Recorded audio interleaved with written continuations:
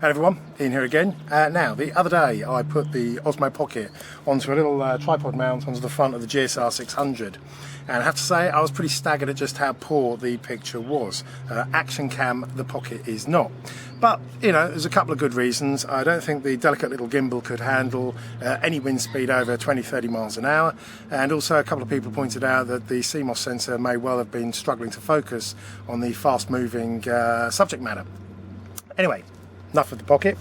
Now I have my Osmo Action. So it seemed only right to do the same test with the Osmo Action and see if it could handle things a little bit better. Before we do that, of course, I have to do the unboxing video. So here's the box it comes in. You open it up. The camera. That's it. What you can do next week if you want is tune into my advanced tutorial on the extended unboxing. And that is where I go through this other box, which has got the charging cable, the battery, and a couple of GoPro style mounts. That's actually everything you get in the box. So any unboxing video you see that's longer than that, anyway. But look, on a serious note, one of the best things DJI did in copying the GoPro is copying the mounts.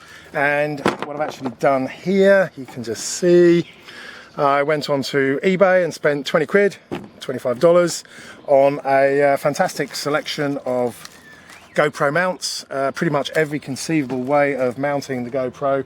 I've got a little mount attached to the handlebar of the bike. I can strap it to my head or something.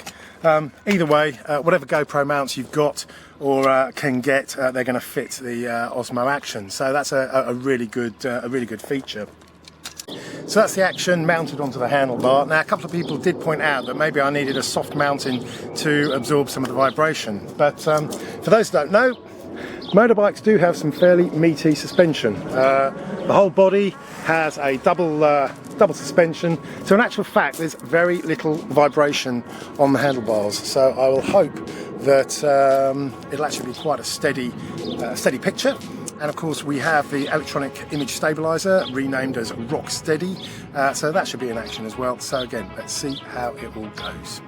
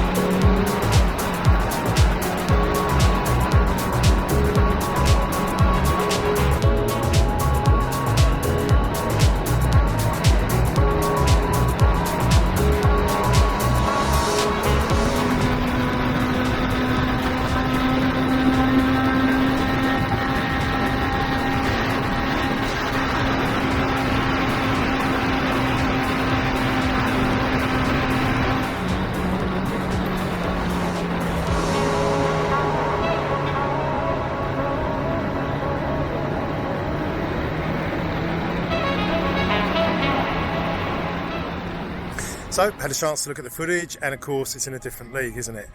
Footage is exactly what I would expect. There's Ted. Hello, Ted. Yeah, so no pulsating jello effect this time.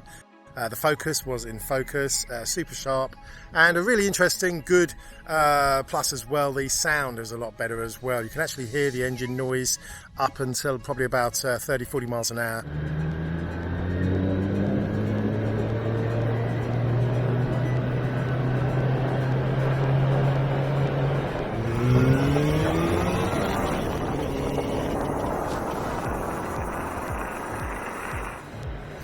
So here in this clip towards the end, I've switched off the RockSteady image stabilization, and you can see that it does actually seem to make quite a difference. When that's not switched on, the picture is a lot more jerky, and the movement of the bike is a lot more apparent.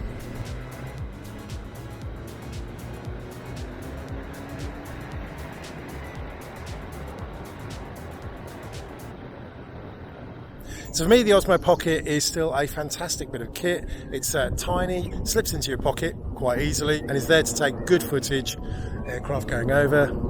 is there to take good footage when you're just walking about or traveling slowly. You start moving fast though, and you definitely want the Osmo Action. And for me, there's not really too many comparisons between the two. One is for taking very good steady video, the other is for taking action shots, sun, rain, wherever. So I'm glad I've got both. They're both doing different things, and you know, if I didn't have the Osmo Pocket, then I think the Action would be sufficient for most of my needs. I have got the Pocket, I love it, and I'm still using it now, and I'll be keeping it. Anyway, hopefully this has helped you work out the capabilities of the two different cameras. As ever, if you like these, hit the little thumbs up. Catch you next time. Take care, have fun, happy flying.